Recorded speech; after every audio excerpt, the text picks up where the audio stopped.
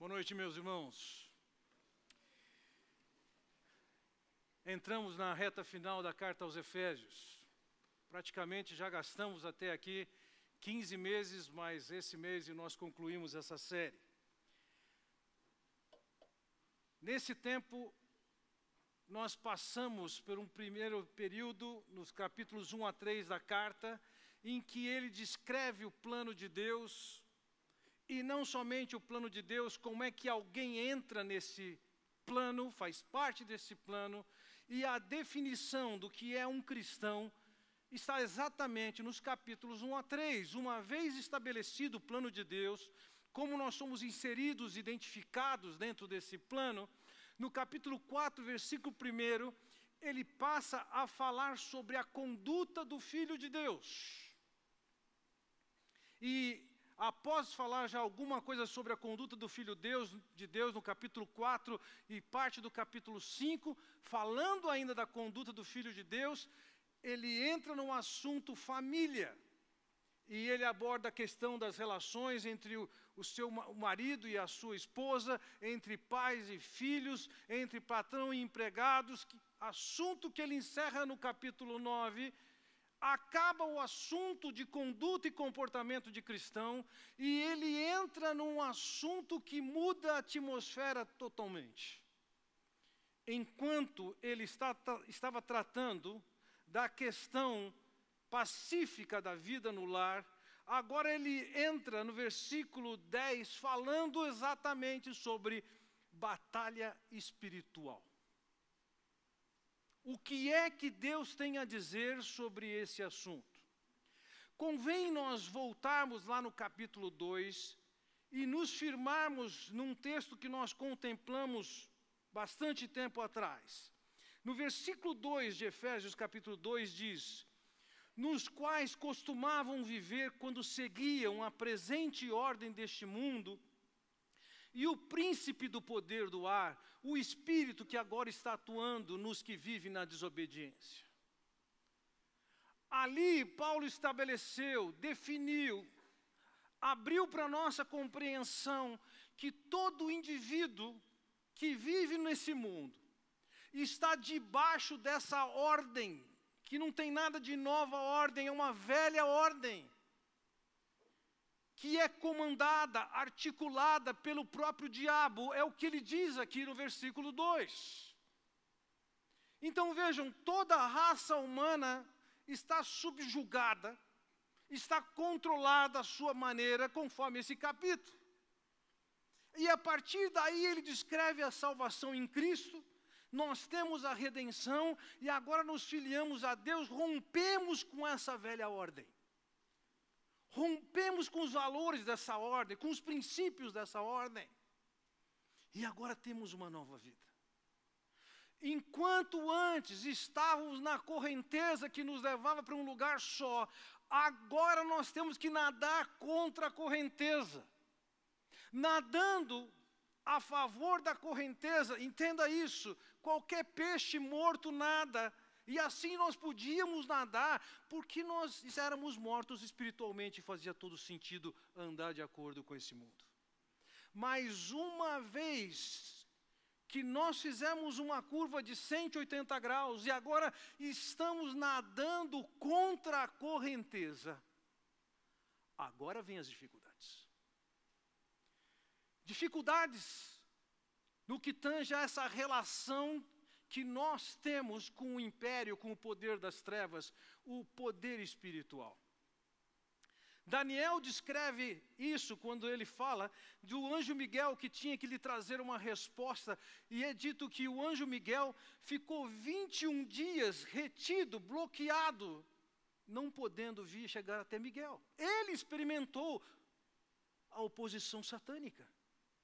O Senhor Jesus, de diversas maneiras, viveu suas tensões, sendo tentado de diversas maneiras, e foi conduzido ao Espírito para o deserto, onde ele seria tentado por Satanás. Paulo, que escreve a carta aos Efésios, ele viveu também na cidade de Éfeso, ele experimentou o que era lidar com as forças espirituais que estavam naquela cidade, que dominavam o culto adiano dos efésios. Certa ocasião, o apóstolo Paulo diz em 1 Tessalonicenses 2,18, quisemos visitá-los. Eu mesmo, Paulo, quis, e não apenas uma vez, mas duas. Satanás, porém, nos impediu. Ele também conhecia a oposição satânica, ele experimentou isso e viveu certas restrições por conta disso.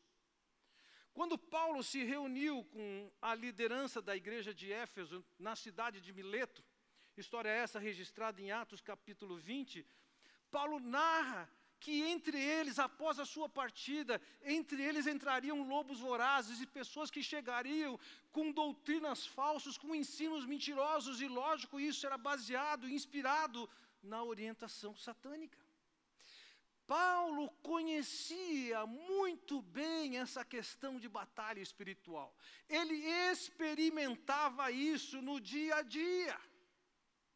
E depois de falar aos Efésios por 3 capítulos sobre o plano de Deus e como nós estamos inseridos nele, depois de falar em 3 capítulos sobre comportamento, no versículo 10 então de Efésios 6, ele começa o assunto de batalha, de guerra espiritual.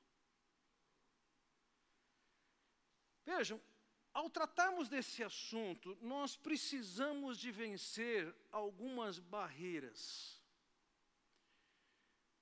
Há cerca de 20 anos, o cenário brasileiro evangélico só falava de batalha espiritual. Não interessa qual fosse o assunto, você podia ir num seminário e o assunto era batalha espiritual. Mas você podia ir num seminário, um congresso para a família, a batalha espiritual na família. O que Cristo tem a ver com a sua vida profissional? Batalha espiritual no ambiente profissional. Tudo era visto por essa lente, e isso era uma lástima. E não somente aquele modismo, e o mundo evangélico é também existente e vive na base de muito desse modismo. Além disso, eu diria, existem certos segmentos da igreja que valorizam extremamente esse assunto.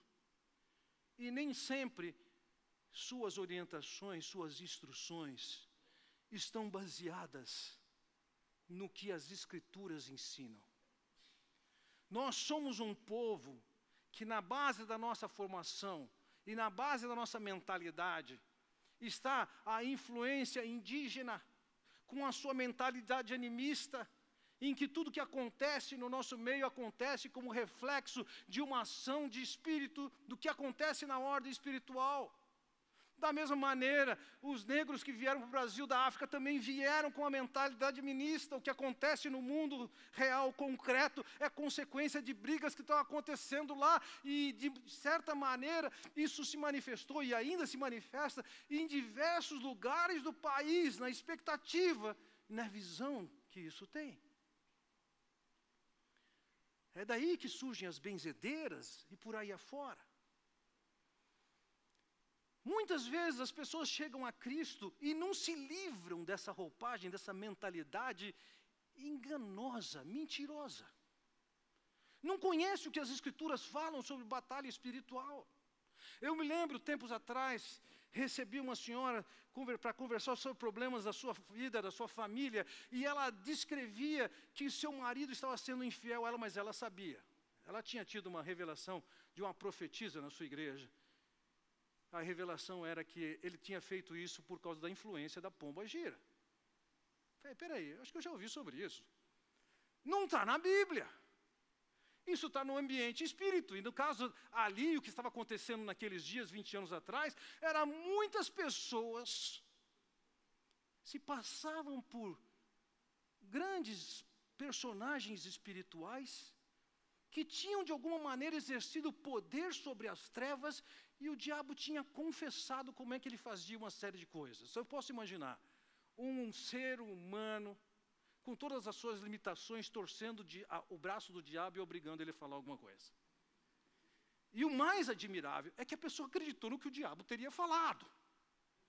Então vejam, ao abordar um assunto como esse, nós temos que fazer um filtro daquilo que nós temos ouvido e recebido que não está dentro das Escrituras. Então, se nós vencemos essas batalhas, esses modismos, esses desvios teológicos, então nós vamos poder reconhecer, como Paulo, os esquemas de Satanás. E Paulo deu aos Efésios o ensino necessário para o sucesso na batalha espiritual. Ele tinha conhecimento. Por quê? Porque ele havia sido inspirado por Deus e conduzido por Deus para escrever sobre esse assunto. Ele não estava influenciado pelo pensamento de uma sociedade A ou B. Era Deus quem estava mostrando para ele como era esse mundo e como era essa luta. Ele mesmo diz, quando escreve aos Coríntios, capítulo 2, 11, não lhes ignoramos os desígnios. Ou seja, naquilo que Satanás intencionava fazer, ele diz claramente, nós não ignoramos, nós sabemos bem o que ele quer fazer. Então, meus irmãos, os fatos da realidade da batalha espiritual, que um cristão precisa saber e incorporar para que seja bem-sucedido, esse é o tema da nossa conversa hoje à noite. Quais são os fatos que você precisa lidar? No caso dos cristãos de Éfeso, vejam, antes eles eram adoradores de Diana dos Efésios. O culto a Diana está absolutamente permeado pelo pensamento de espíritos maus. Diana era a protetora daquele povo. Agora esses cristãos romperam com essa ordem, e uma vez que romperam com essa ordem, e estavam em batalha espiritual, tinham que nadar contra a correnteza. E eles precisavam saber de algumas coisas. E nós precisamos saber de algumas coisas. Então, o primeiro fato que eu quero considerar com você nessa noite é que nós estamos no meio de uma batalha. Nós não estamos nessa vida passeando num parque. Nós não estamos na Disney. Nós não estamos na praia. Nós estamos no meio de uma batalha. E quando consideramos que estamos no meio de uma batalha, nós temos que ter uma conduta, uma atenção compatível com essa realidade. Talvez você se lembre, alguns anos atrás, houve um movimento depois chamado de Primavera Árabe. E uma rede de TV americana levou sua equipe para lá, para filmar, assistir, noticiar os fatos que estavam se desenvolvendo no Cairo. E, infelizmente, a repórter dessa rede de TV americana, uma bela mulher, foi arrastada por aquela turba, foi estuprada. Ela foi vítima de curra, vários homens a estuprando. Quando eu lembro dessa história, eu lamento extremamente. Não tem dúvida nenhuma, em qualquer situação de estupro, é sempre o criminoso que é responsável. Mas alguns cuidados precisam ser tomados também. Não adianta você ignorar os riscos que estão diante de você. Na minha opinião, era óbvio que aquele lugar não era um lugar para uma mulher. Para uma mulher estar num ambiente seguro. Lamento extremamente o que aconteceu, mas eu creio que faltou da parte da direção daquela instituição, daquela empresa, que olhasse para a situação e dissesse o que pode ser feito e o que não. Nós vamos à praia, e eu posso lembrar disso ainda quando eu era garoto em Santos. As placas diziam claramente lugar que tem perigo. E você não entrava naquela região de perigo. Ou seja, nós devemos e tomamos cuidado quando nós estamos diante de situações de risco. E vejam, nesse mundo espiritual também é assim.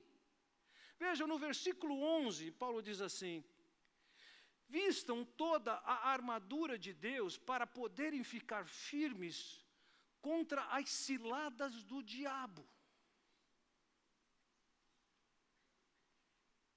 A palavra ciladas traduz a palavra grega methodeias, de nosso método. E ela retrata uma armadilha. Uma armadilha que tem um atrativo que seduz o que é alvo.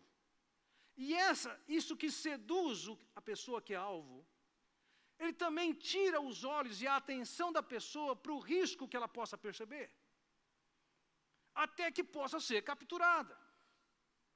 Então veja aqui, Paulo orienta dizendo que o inimigo tem as suas armadilhas. Isso aqui não é no singular, não, é no plural. Ele tem recursos, estratégias, meios que nos colocam numa situação de risco. É essa a realidade que nós estamos. Nós não estamos nesse mundo num lugar absolutamente seguro.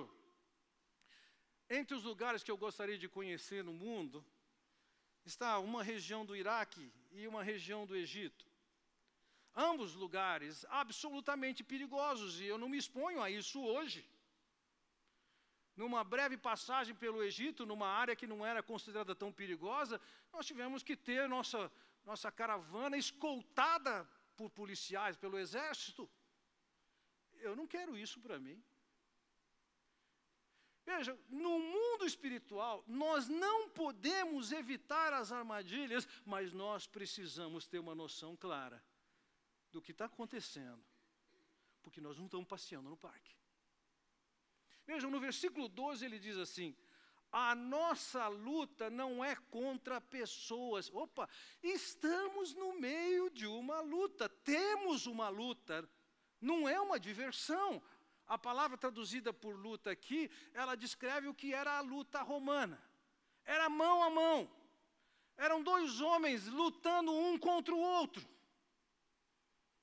Você imagina que nós temos um inimigo, logo mais nós vamos escrever um pouco mais ele, o inimigo é o próprio diabo, e nós estamos mão a mão com ele. Nós não estamos num passeio no parque, nós vivemos uma experiência que é um risco real. E se nós pensamos que estamos no meio de uma guerra, nós temos que ter atenção. E se você acha que está tudo tão bem, eu já posso ver assim o diabo com o pé no pescoço, no seu pescoço. Nós vivemos uma situação de risco real. Então, a batalha espiritual, da perspectiva do que Paulo ensina nas Escrituras, é um fato. O segundo fato para o qual eu chamo a sua atenção aqui é: quem é o inimigo que está diante de você? Quem é que está lutando com você? Quem é que está colocando armadilhas para você? Vocês que têm a prática de correr e correr na rua, provavelmente viveram esse tempo, em algumas ocasiões, o conflito de cachorro solto na rua. Não é isso? Você já sabe, assim, várias vezes passando pelas casas correndo, eu vi aqueles cães bravos latindo do outro lado da cerca. Eu falei, meu Deus, se abrirem a porta, o portão, o que vai acontecer? E lembro, algumas vezes, virava uma esquina e via um cachorro solto. Se fosse um poodle, eu falava, vamos embora, não tem problema. Um espirro tira da frente. Mas se fosse um Rottweiler, um pastor alemão, eu sempre chegava à conclusão: esse não é o melhor caminho para ir onde eu quero. Volta e faz outro caminho. Diante do inimigo que está diante de você, isso vai reger sua conduta, e é bom saber então quem. Porque se você vai enfrentar um poodle é uma coisa, você vai enfrentar um Rottweiler é outra coisa bem diferente. Quem é o inimigo que é descrito aqui? Vejam, no versículo 12, ele diz assim: pois a nossa luta não é contra pessoas, ou como diz uma tradução mais perto do original, não é contra carne e sangue. Nós não estamos numa luta contra pessoas. Nossa batalha não é no ambiente natural, não é uma guerra natural. A nossa batalha, a nossa luta, o inimigo que está diante de nós, é bem diferente de uma pessoa, embora uma pessoa possa fazer parte desse processo. Um descrente pode estar absolutamente alinhado e aliado com as intenções malignas na sua vida. Um outro filho de Deus desavisado pode ser cúmplice do diabo, levando um ataque à sua vida e uma armadilha para você. Mas o nosso inimigo não é pessoa, não são pessoas, não é carne, não é sangue, é alguma coisa sobrenatural, está na esfera espiritual. Então, vejam, no versículo 11 nós vemos: vistam toda a armadura de Deus para poderem ficar firmes contra as ciladas do diabo. As ciladas que estão sendo postas contra nós, elas são ciladas do diabo. Quem é esse? É o inimigo de Deus. O Senhor Jesus, falando acerca dele, o diabo desde o princípio é um homicida, nele não há verdade nenhuma, ele é o mentiroso e pai da mentira. Essa é a apresentação que o Senhor Jesus faz do diabo. Na carta de João, João diz: o diabo vem pecando desde o princípio, ou seja, desde que ele tenha a liberdade de agir como tal, o que caracteriza a sua vida é a transgressão, a negligência, o ignorar, o quebrar os princípios e regras de Deus. Então, vejam, quem é o diabo? Ele não é uma pessoa como você e eu, mas ele é sim uma inteligência má e cósmica que está agindo através de todo esse mundo. Voltemos ao versículo 12, em que ele diz: a nossa luta não é contra pessoas, mas contra os poderes e autoridades, contra os dominadores deste mundo de trevas, contra as forças espirituais do mal nas regiões celestiais. Vamos pegar cada um desses conceitos aqui. Quando diz que a nossa luta é contra poderes e autoridade, a palavra traduzida por poderes, ou numa tradução mais antiga, principados, ela descreve alguém que é um regente, que tem uma posição de autoridade, alguém que está numa alta posição na ordem dos espíritos, dos demônios. A nossa luta não é contra pessoas, mas é contra aqueles que estão no comando das trevas. A segunda palavra que ele traduz aqui por autoridades, descreve as pessoas, aqueles que têm liberdade de fazer o que fazem. Esse é um conceito que serve para descrever toda a liderança. Na medida em que você está mais alto na posição de liderança, você tem certas liberdades, você toma certas decisões, você faz certas escolhas, que um subordinado não tem direito, não tem a liberdade. Certas coisas que acontecem no hospital, várias coisas não são a enfermeira que toma a decisão, menos ainda a faxineira.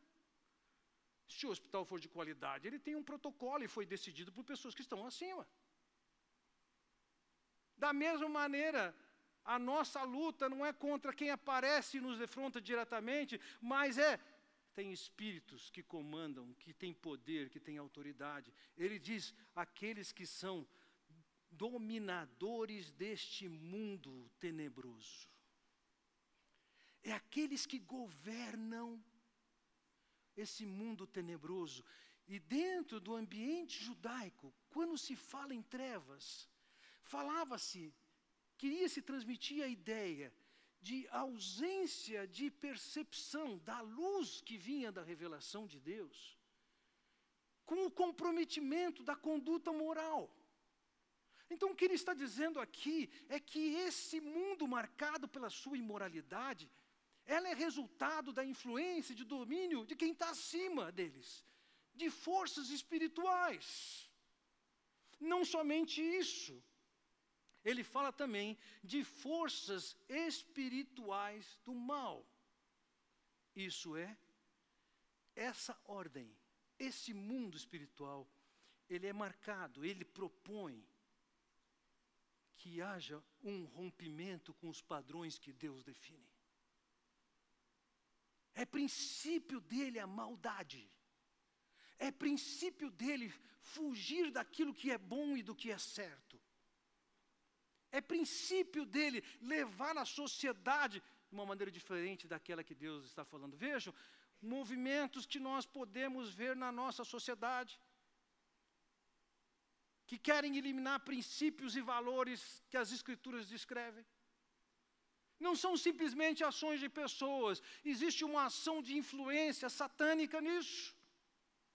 Ele diz que isso está acontecendo nas forças, nas regiões celestiais, isso é, no ambiente que é sede de onde essas entidades estão e fazem parte. É ali nesse ambiente que isso está acontecendo, é a partir dali que deriva tudo aquilo que afeta a sociedade humana e afeta aqueles que querem não andar de acordo com esse padrão, mas de acordo com os padrões de Deus. Vejam, nadar com estes a favor da correnteza é fácil, nadar contra você vai encontrar todo tipo de obstáculo. Esses são os nossos inimigos, essas autoridades espirituais, essas autoridades celestiais de qualquer ordem que estava sujeito ao diabo, que tinham comando, que agem nessa esfera espiritual e agem na nossa esfera terrena. Sua estratégia, a estratégia desse inimigo, voltemos ao versículo 11 que diz: vistam toda a armadura de Deus para poderem ficar firmes contra as ciladas do diabo. A palavra diabo significa caluniador, difamador. A proposta número 1 do diabo, a estratégia número 1 do diabo é a mentira. Deus diz: se você comer desse fruto, você vai morrer. O diabo vem e diz: não é bem assim. O que ele quis dizer, ele muda o que Deus fala, ele rouba da pessoa a orientação de Deus, ele tira da pessoa a orientação de Deus e ela se deixa levar pelo engano satânico. Em Lucas capítulo 8, o Senhor Jesus escrevendo e explicando a parábola da semente que é jogada e cai em diversos tipos de solo, e ele explica, a semente é a palavra de Deus que é pregada e cai em corações, em solos diferentes. E há uma semente que cai no solo duro, ela não entra. E o Senhor explicando a figura dessa parábola, ali ele diz então, pois a nossa, desculpe-me, em Lucas 8,12 diz, a que caiu à beira do caminho são os que ouviram, vêm a seguir o diabo e arrebata-lhes do coração a palavra, para não suceder que crendo sejam salvos.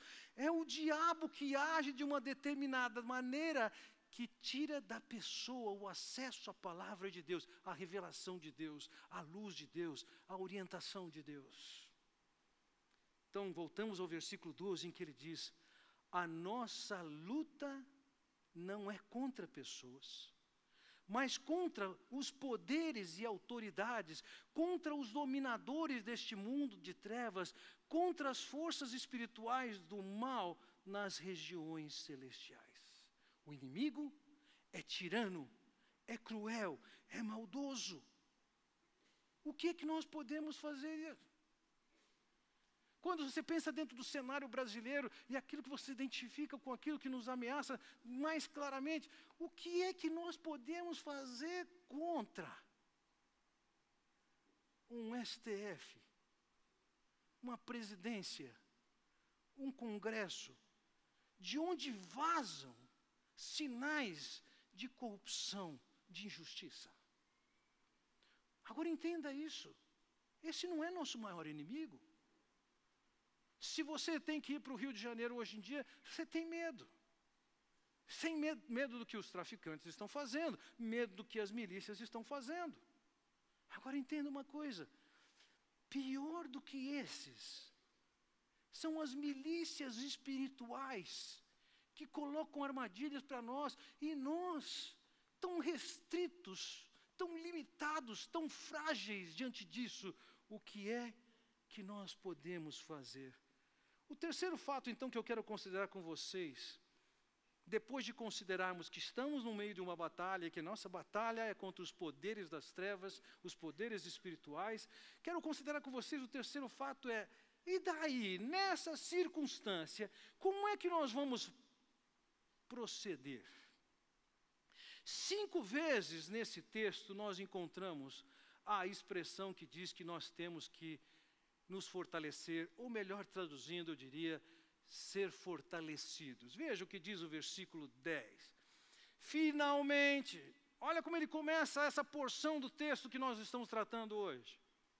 Finalmente, depois de estabelecer as bases da fé cristã, de definir o que é um cristão, depois de falar da conduta do que um cristão, como é que deve ser o lar de um cristão, finalmente, concluindo, não posso deixar de falar de um problema espiritual que vocês vão enfrentar.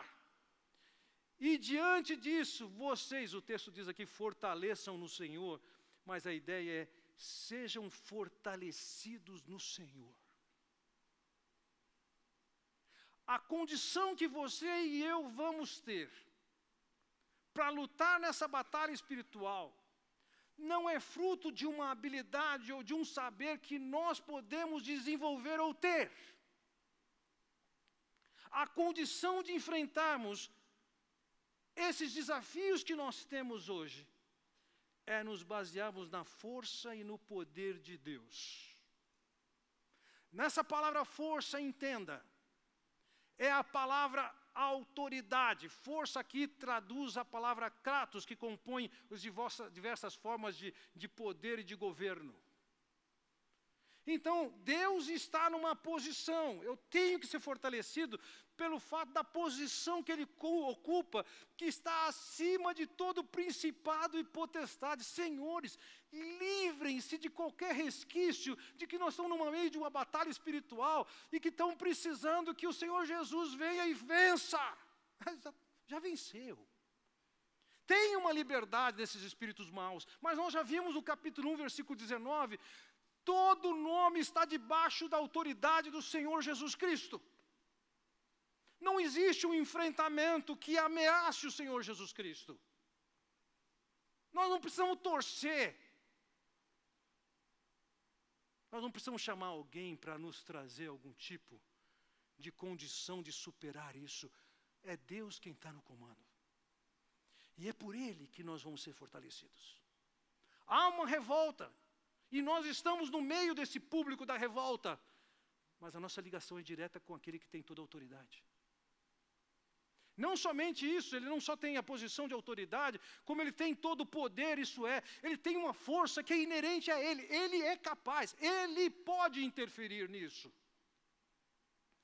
Eu me lembro, poucos anos atrás, uma família da nossa igreja, ele, procedente de um mundo de espiritismo, antes de se converter tinha a prática de psicografar. E, de repente, alguns fatos começaram a se desenrolar na vida daquela família. E, durante a madrugada, eles eram acordados por alguns fenômenos que aconteciam em casa.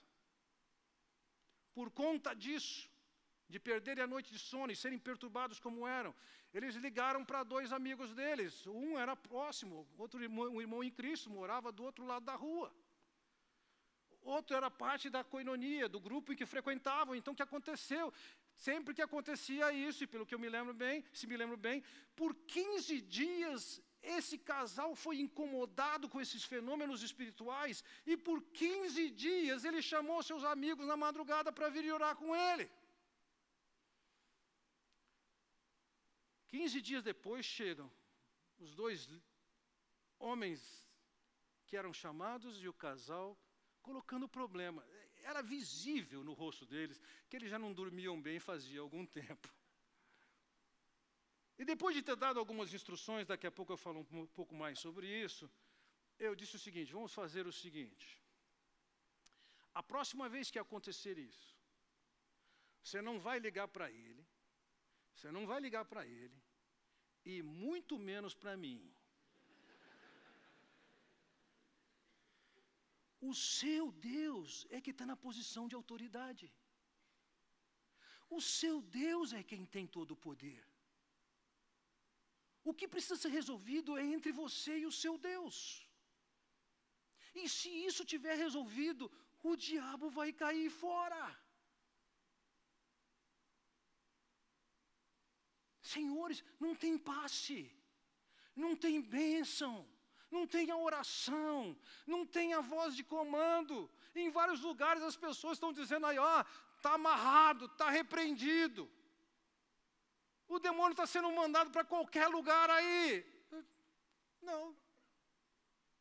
Não é isso que as Escrituras estão nos ensinando. Estão nos ensinando que nós precisamos ser fortalecidos pela autoridade de Deus e pelo poder que Deus tem. Lembra do apóstolo Paulo? Essa história está descrita em 2 Coríntios capítulo 12. O apóstolo Paulo estava sendo perturbado por um demônio. E ele disse que orou ao Senhor e por 3 vezes pediu ao Senhor, me livra disso. O que Deus respondeu para ele? Versículo 9. Mas ele me disse, minha graça é suficiente para você, porque o meu poder se aperfeiçoa na fraqueza. Então Paulo diz, portanto, eu me gloriarei ainda mais alegremente em minhas fraquezas, para que o poder de Cristo repouse em mim. Ele entendia que no meio daquela batalha ele não ia evitar a armadilha, ele não ia evitar o ataque, ele não ia repreender o diabo, mas ele podia ser fortalecido por Deus, pela graça de Deus, para estar diante daquela situação de batalha. Vejam, quando ele fala da batalha espiritual, basicamente aqui, ele dá somente 2 instruções para o povo de Deus. A primeira é ser fortalecido. A segunda que ele diz aqui, voltemos ao versículo 11, veja o que ele diz, vistam toda a armadura de Deus. No versículo 13, por isso, vistam toda a armadura de Deus. Aqui, Paulo mudou de figura. Até aqui ele estava falando sobre a luta romana, que era uma luta mão a mão. Agora ele migra para a figura de um soldado vestido com uma armadura. Coisa essa que Paulo tinha bastante familiaridade. Lembremos disso, enquanto Paulo esteve preso, ele estava algemado a um soldado romano. A armadura do soldado estava diante dos seus olhos o tempo todo. Então ele pega essa figura da armadura, que dava proteção para aquele soldado na batalha que ele tinha que enfrentar, e ele traz a instrução para nós de como é que nós devemos agir. Além de fortalecidos, nós devemos vestir essa armadura de Deus. Agora ouçam, eu não tenho tempo hábil de tratar essa questão da armadura hoje. Nós vamos tratar esse assunto na próxima semana. Na próxima semana nós vamos dissecar essa armadura e entender de que maneira nós nos fortalecemos hoje na autoridade e no poder de Deus e qual é a armadura que eu tenho que vestir que me coloca em condições de quê? E esse é o 4º fato para o qual eu quero chamar a sua atenção. O que é vitória contra o inimigo? O que nós podemos fazer? O que deve ser feito? Que você pode olhar e falar assim, venci o inimigo. Vejam, no versículo 11 diz assim, vistam toda a armadura de Deus para poderem ficar firmes. Eu quero que você perceba aqui algumas coisas. Primeiro, a proposta do apóstolo Paulo não nos leva a, como objetivo e como vitória, subjugar Satanás. Tal como o que se faz muito nesses dias. Amarra, prende, manda para algum lugar. Não. A orientação aqui não é uma orientação de ataque. A orientação aqui é, você é capacitado, você é habilitado por Deus para você ficar firme. Essa era uma expressão da língua grega, o verbo histemi, que significava também estar firme num ambiente de batalha, guerra. A expectativa aqui não é que esse guerreiro saia destruindo tudo que vem pela frente. Não, a estratégia aqui é que diante do ataque do inimigo, você não seja subjugado. Não é que você subjugue o inimigo, é que o seu ataque pare em você e tenha limitações. O objetivo aqui não é mandar o diabo, prender o diabo. Gente, eu estou ouvindo de mandar demônio, prender demônio, amarrar demônio há 20, 30 anos. Eu nunca vi tanto demônio agindo na minha vida.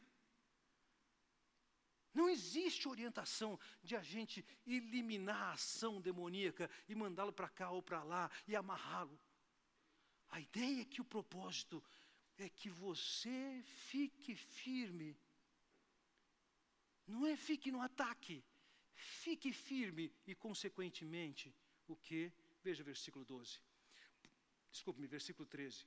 Por isso, vistam toda a armadura de Deus, para que possam resistir ao dia mau e permanecer inabaláveis. O que é o dia mau? Nós já passamos por isso, dia mau, no capítulo 5, versículo 16.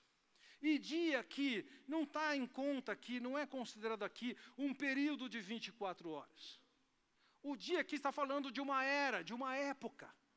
Nós vivemos uma era, numa época, que como vimos no capítulo 2 e também no capítulo 5, versículo 16, que existe o poder e a ação satânica. É por isso que essa época é má. A nossa sociedade lida com violência, com injustiça, com roubo, com desrespeito. Em alguns lugares, por uma razão ou outra, se consegue melhorar a condição, mas é cíclico, isso vai e volta nos diversos lugares. Nós vivemos nesse ambiente de risco. Nós vivemos em tempos em que o diabo coloca armadilhas à nossa volta. Nós vivemos em tempos em que o inimigo se opõe a nós. Mas o objetivo de Deus é que a gente resista nesse tempo e fique inabalável. O diabo pode se sacudir, ameaçar, gritar, rosnar, e você pode ficar inabalável.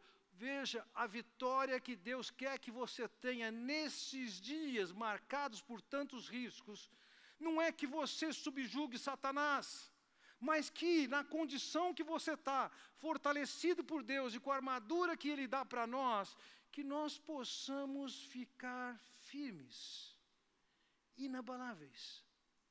O poder do diabo se torna ineficaz contra nós. Para que isso aconteça assim, o que nós precisamos?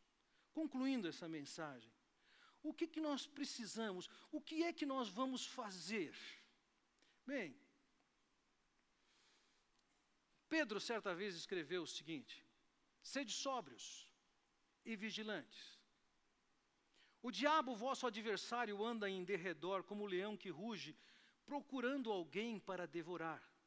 Resisti-lhe firmes na fé, certos de que os sofrimentos iguais aos vossos estão se cumprindo na vossa irmandade, espalhadas pelo mundo. Então veja, há aqui uma exortação de Pedro, que nós devemos tomar cuidado, porque o diabo é como um leão. Paulo usou a figura da armadilha, aqui ele fala de um leão que está procurando a oportunidade de dar o golpe. Ele pode dar golpe em cristãos, pode, é por isso que nós somos alertados. Ele pode nos levar a levar uma vida sugerida por ele, e nós vamos ter perdas na nossa relação com Deus. Ele pode nos enganar e passarmos a viver de acordo com a vontade dele, não de Deus, e nós vamos ter perdas, ainda que não da nossa salvação, que é garantida por Cristo, nós vamos ter perdas naquilo que Deus quer nos acrescentar na salvação que nós temos. A orientação aqui é que nós precisamos ficar firmes, resistir. Quando Tiago escreveu sobre esse assunto no capítulo 4, versículo 7, ele diz: Sujeitai-vos, portanto, a Deus, mas resisti ao diabo, e ele fugirá de vós. Vejam, são praticamente duas verdades, ou uma verdade com dois lados. Primeiro, eu me sujeito a Deus, e quando eu me sujeito a Deus, eu estou resistindo ao diabo. Quando eu estou aceitando a proposição do diabo, eu não estou sujeitando a Deus. Então, em última análise, se sujeitar a Deus é a mesma coisa que resistir ao diabo. Quando aquele casal me procurou anos atrás, colocando do problema que eles estavam vivendo, o que eu coloquei para eles foi o simples. Olha, o que as Escrituras diziam é o seguinte: se você ficar firme e se sujeitar a Deus, isso é resistir ao diabo, ele vai fugir de vocês. Mas se depois de 15 dias ele não fugiu de vocês, é porque vocês não estão se sujeitando a Deus e resistindo ao diabo. Qual é a porta aberta que vocês estão deixando para o diabo? Então aquele homem disse: vivi um bom período e tenho vivido de sedução, de desejo de voltar a psicografar. Olha aí. Você deixou a porta aberta. Você deixou a esperança para o diabo. E é por aqui que ele está entrando nesses últimos 15 dias. Nessa noite, quando acontecer esse problema de novo, você não vai ligar, não vai ligar para mim. Você vai sentar com a sua esposa, abrir as Escrituras, reconhecer o pecado que você está praticando, se comprometer com Deus e se sujeitar a Ele. E ele disse: naquela madrugada aconteceu isso e não mais aconteceu. Se sujeitar a Deus é a maior mensagem que você pode dizer para o diabo e dizer: estou firme aqui. É Deus quem é minha autoridade. É Ele quem me dá poder de ficar firme. Que nós podemos nessa briga. Deixe-me ler um parágrafo encerrando meu tempo com vocês. Deus não nos fez de forma que possamos viver em um mundo entre demônios com segurança e sucesso. Nem estamos habilitados a viver nesse ambiente em que há uma inter-relação entre o mundo deles e o nosso. Não fomos preparados para viver entre os astros, nem temos a capacidade intelectual para separar o que é mal do que é bom, do falso e do verdadeiro. O próprio Daniel precisou de sabedoria do alto para discernir o oculto. O homem caído não tem essas capacidades, então vistamos a armadura de Deus. Nos fortaleçamos no Senhor.